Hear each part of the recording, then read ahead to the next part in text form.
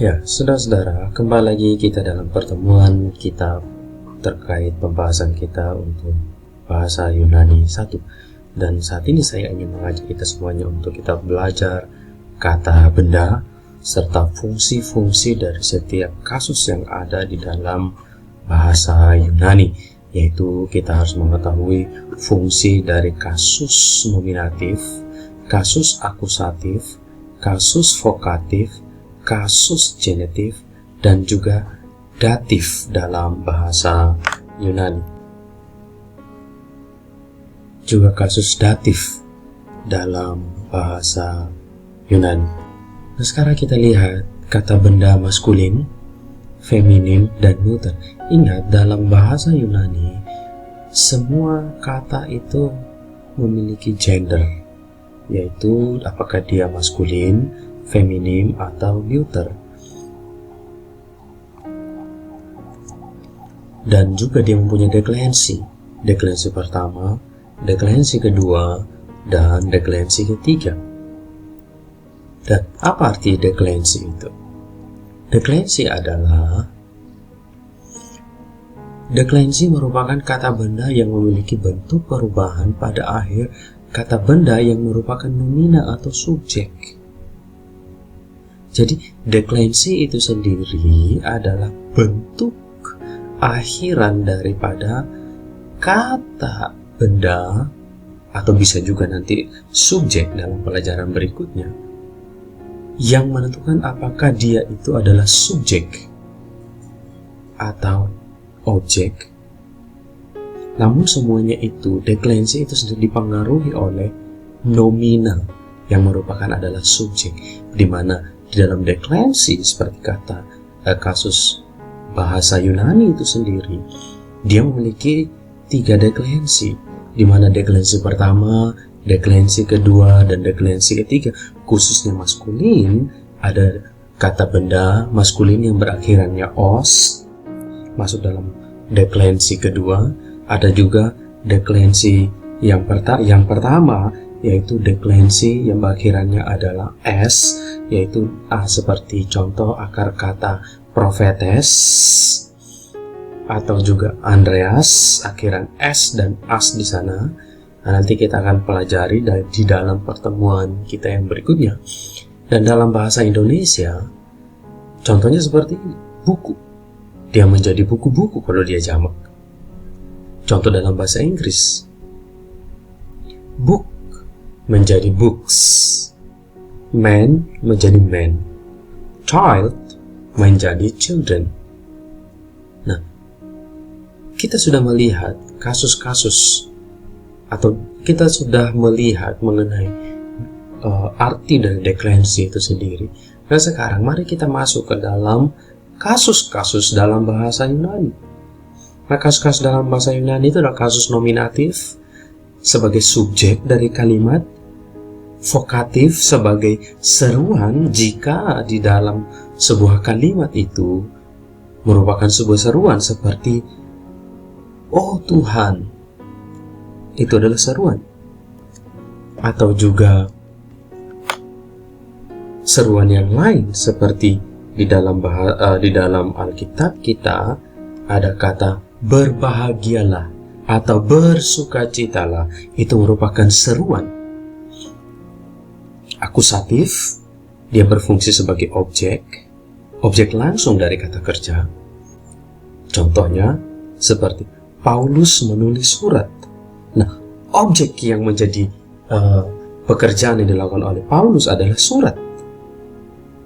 Dan surat itu berkasus akusatif. Genitif merupakan kepemilikan.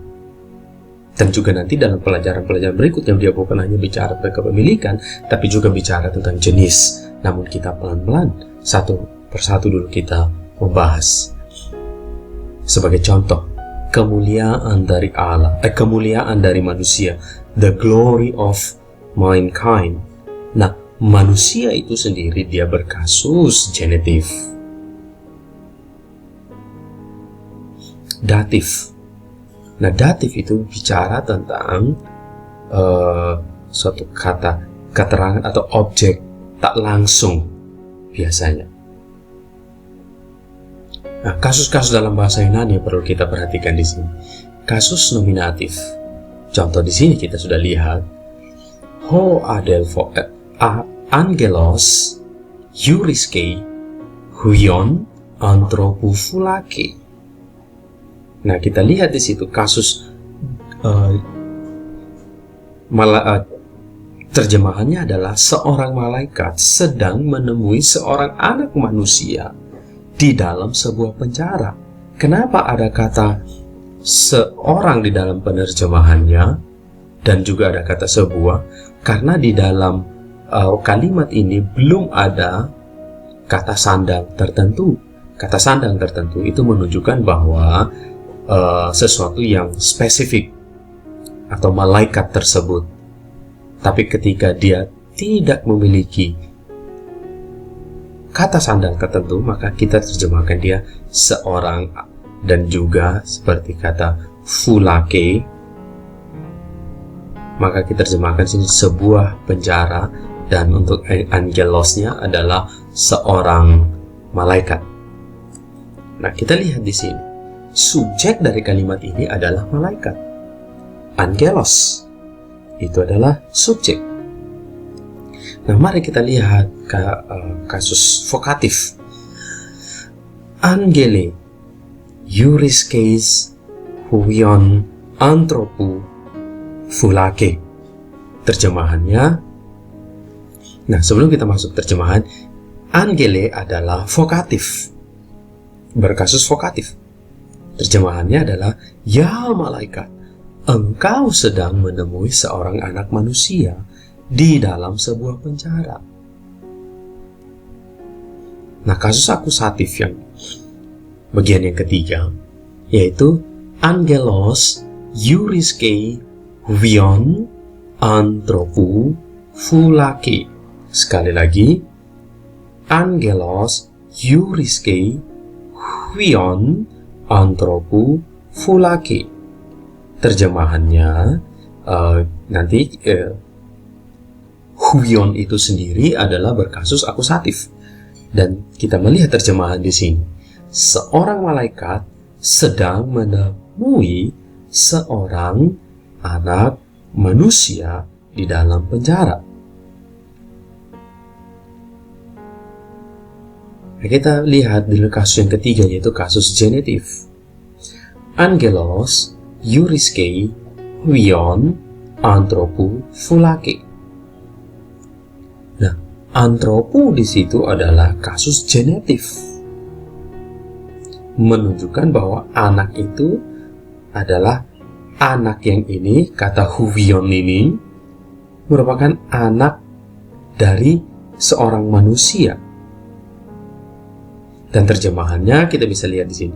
Seorang malaikat sedang menemui seorang anak manusia, atau seorang anak dari manusia, dari seorang manusia di dalam sebuah penjara.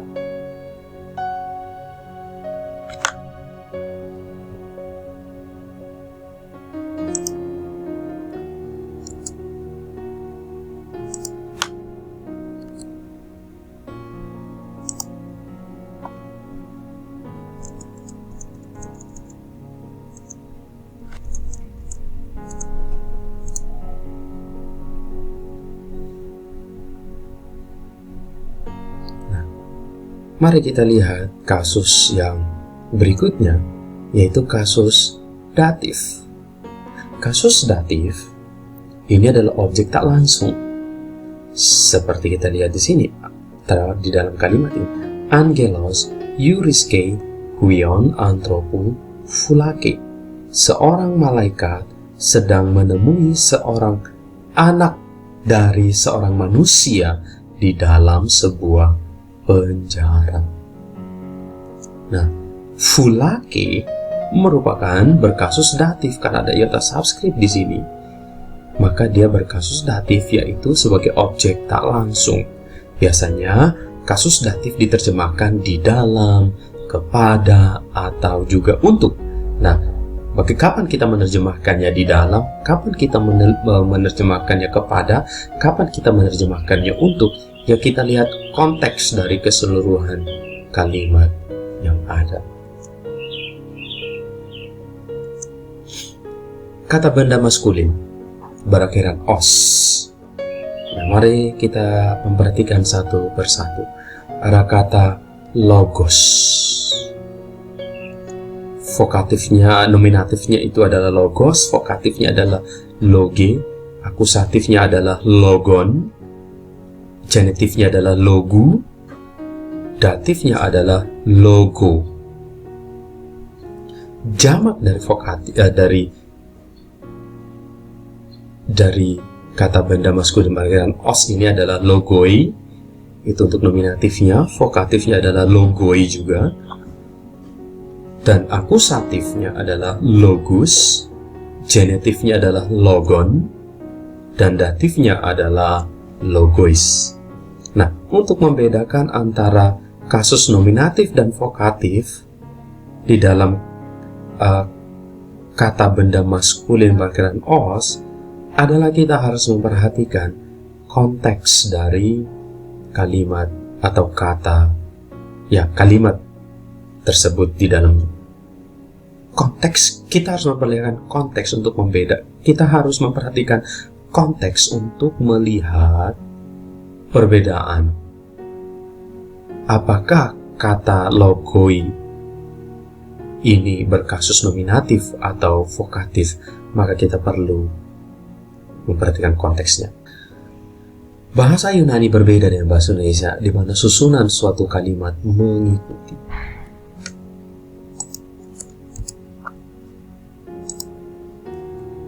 Mengikuti kaidah yang dikenal SPOK atau subjek, predikat, objek, dan keterangan.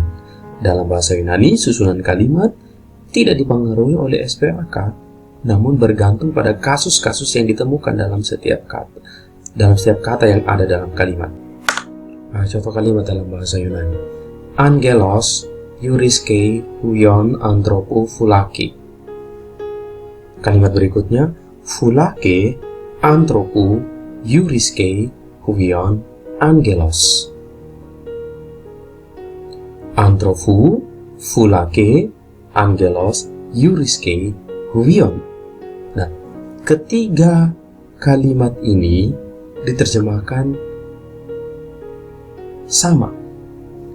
Lihat di sini, angelos itu berkasus nominatif, maskulin nominatif tunggal dari kata angelos, yaitu seorang malaikat.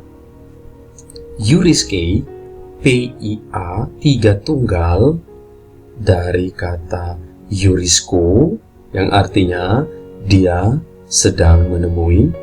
Huion, maskulin akusatif tunggal dari kata huios, yang artinya adalah seorang putra. Ini berkasus akusatif. Sedangkan ini berkasus genitif, yaitu maskulin genitif tunggal dari kata anthropos. Sedangkan yang ini feminim datif tunggal dari kata phulake.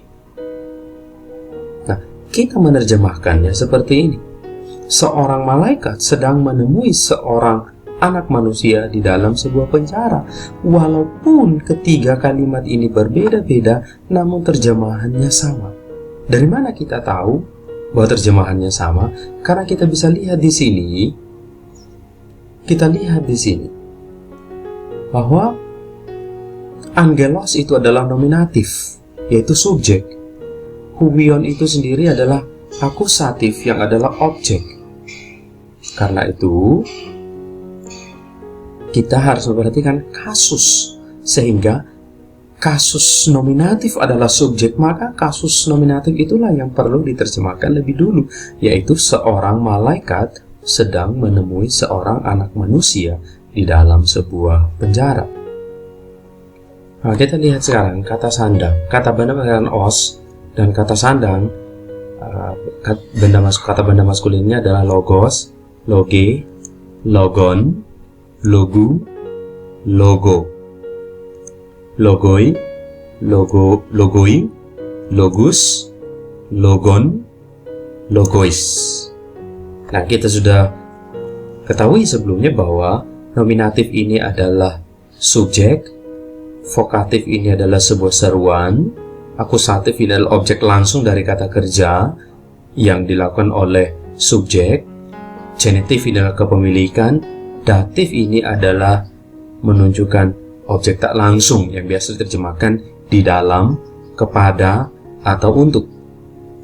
Nah, untuk kata sandang, tunggal, nominatif ho, akusatifnya ton, tu untuk genitif, to untuk datifnya. Untuk jamaknya, kata sandang tertentu untuk jamak, hoi, tus, ton, tois. Ingat, di dalam bahasa Yunani, vokatif itu sendiri tidak ada kata sandang. Jadi yang punya kata sandang itu hanyalah nominatif, akusatif, genitif, dan datif. Sehingga pada waktu kita menghafalkannya adalah ho, ton, tu, to, hoi, tus, ton, tois. Contoh kalimat dalam bahasa Yunani seperti ini. Ho angelos euriskei ton huion ton anthropu fulake. Malaikat tersebut sedang menemui putra dari orang itu di dalam sebuah atau suatu penjara. Nah, perhatikan di sini, ho di sini merupakan kata sandang tertentu sehingga kita terjemahkan tersebut.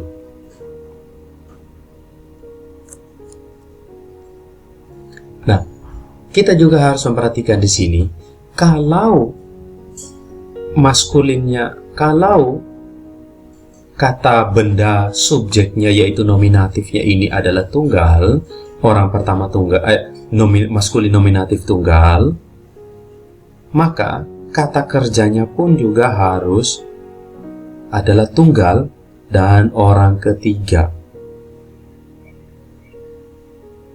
Kalau ini tunggal, maka ini pun juga harus tunggal, yaitu orang ketiga, yaitu dia. Kata benda maskulin, neuter,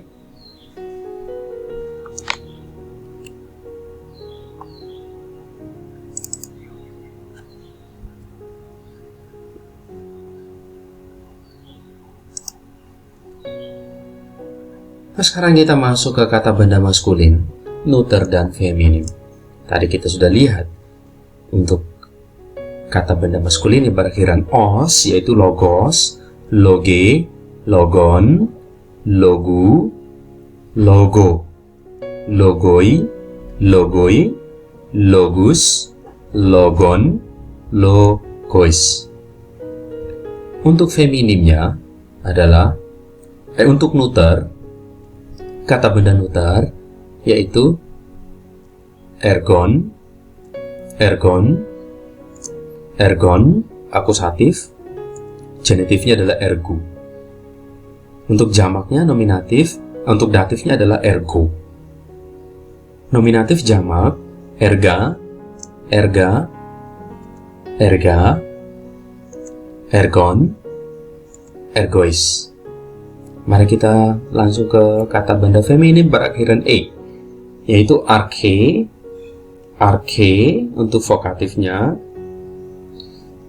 arken untuk akusatif, arkes untuk kasus genitif, dan arche untuk kasus datif. Ingat, kasus datifnya di sini ada iota subscript di bawahnya.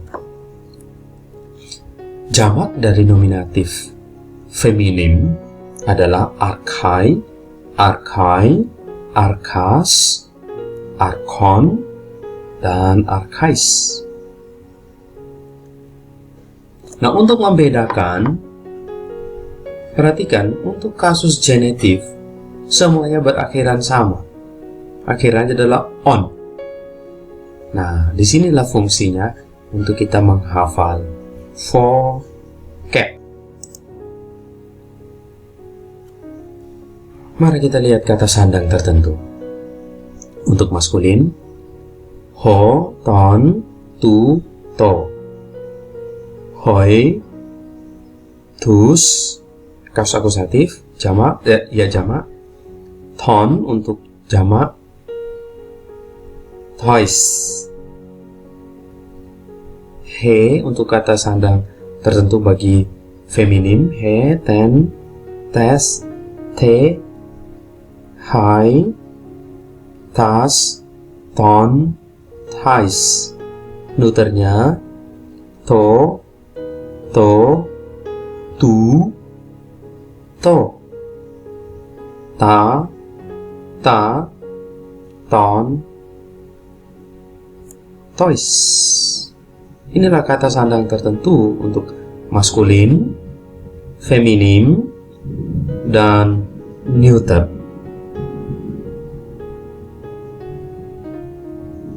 Untuk kasus vokatif tidak ada di dalam kata sandang tertentu. Atau dengan kata lain, vokatif tidak memiliki kata sandang tertentu. Nah, sekarang mari kita lihat contoh kalimat dan parsing. Hoi apostoloi ekusin ten timen ton anthropon. Nah, kita parsing di sini. Hoi apostoloi itu adalah maskulin nominatif jamak dari kata apostolos.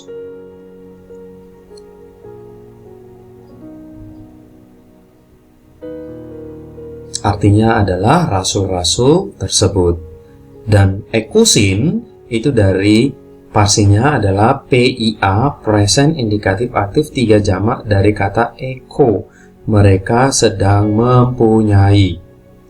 Tentimen yaitu dari feminim akusatif tunggal dari kata dasar time, yaitu kehormatan tersebut. Kenapa ada kata tersebutnya? Ya karena ada kata sandang di sini. Ini adalah kata sandang. Mari kita lihat ton anthropon, yaitu dari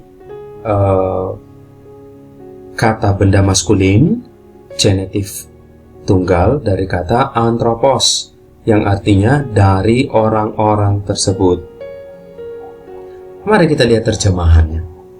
Apakah para rasul tersebut sedang mempunyai penghargaan dari orang-orang tersebut? Atau juga bisa, apakah para rasul tersebut sedang mempunyai penghargaan dari manusia-manusia tersebut? Nah, kita lihat di situ.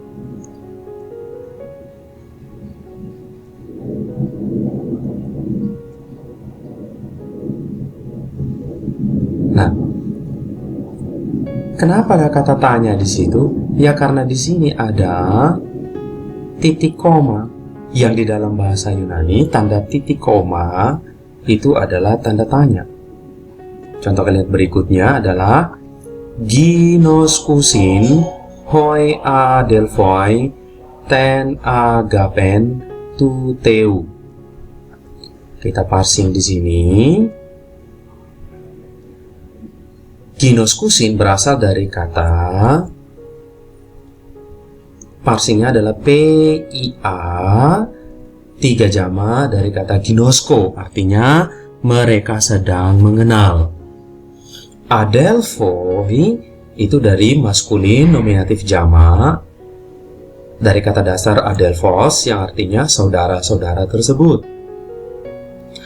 Ten agapen dari feminim akusatif tunggal, kata dasarnya adalah agape. Terjemahannya adalah kasih tersebut. Tuteu yaitu maskulin genitif tunggal dari kata theos, yang artinya adalah dari Allah tersebut. Kenapa dari? Ya karena dia ini adalah kasus genitif. Terjemahannya adalah saudara-saudara tersebut sedang mengenal atau mengetahui kasih dari Allah tersebut atau kasih milik Allah tersebut. Ya, demikianlah pertemuan kita, sesi kita hari ini. Sampai ketemu dalam sesi yang berikutnya.